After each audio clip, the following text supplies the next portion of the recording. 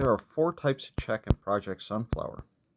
The first check is a simple check. In a simple check, you're just trying to roll under your success chance. In this case, if you're rolling a coordination check, you would be rolling under this number 37 here, or equal to that number. In this case, we roll a double ought. That would be considered a great success. When you roll a double ought, you get 2 points that can go into the check that you were rolling. So your 37 here on your coordination would have just gone up to a 39. Had I rolled an 8 to a 1, then this would have only gone up by 1 point. And that's how a big part of how character advancement works in Project Sunflower. If you want a skill to get better, you need to use it.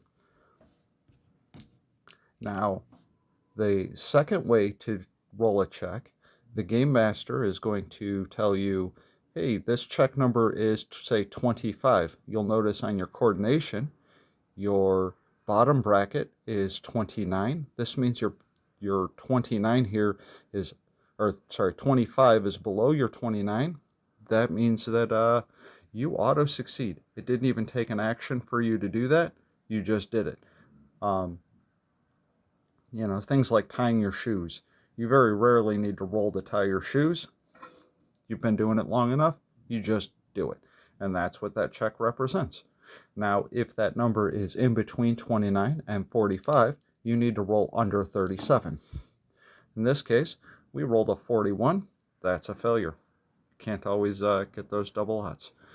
Now, the next type of check in Project Sunflower is a paired check. In a paired check, the game master may do something like say, hey, this is a 2-die paired check, and they will roll an 8 and a 7 in this case. And then as the player, let's say you're rolling to repair an object. You have 5 dice in your die pool. So you come over here and grab 5 dice.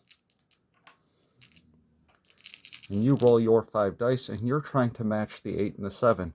In the first turn, we did not match any of the dice. So then this is a complex action, but you can come back to it next turn. So the next turn you come in and you try to get this 8 and the 7.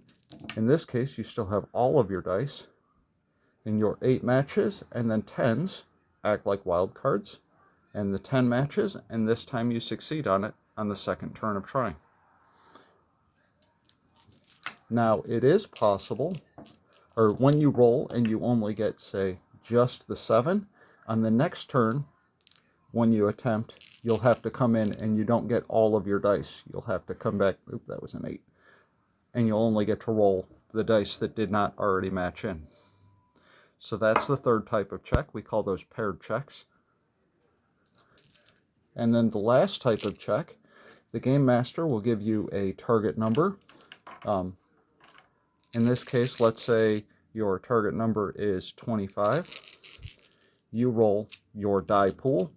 Let's say you are rolling an intelligence die pool. That would be your intelligence modifier in dice. We'll call that 6 dice. And you can roll that, and you add these numbers together. And if you get at least 25, because that's the target number, you've succeeded. Those are the 4 types of checks in Project Sunflower. Once more, simple check, you're just rolling under this number. Contested check, you're rolling on a number that's going to be, you're rolling against a target number. If the target number is in between your 2 brackets, your bottom bracket and your top bracket, you can roll on it. If it is above your top bracket, you have auto-failed. You just can't do it. No matter how hard I try, I cannot lift up a car. If the number is below your bottom bracket, you have auto-succeeded. Doesn't even take an action. This is something that's super easy for your character to do. Then there are paired checks. That's where the game master rolls some dice, and you attempt to match your dice to the paired check. In paired checks, 10s are wild cards and automatically succeed.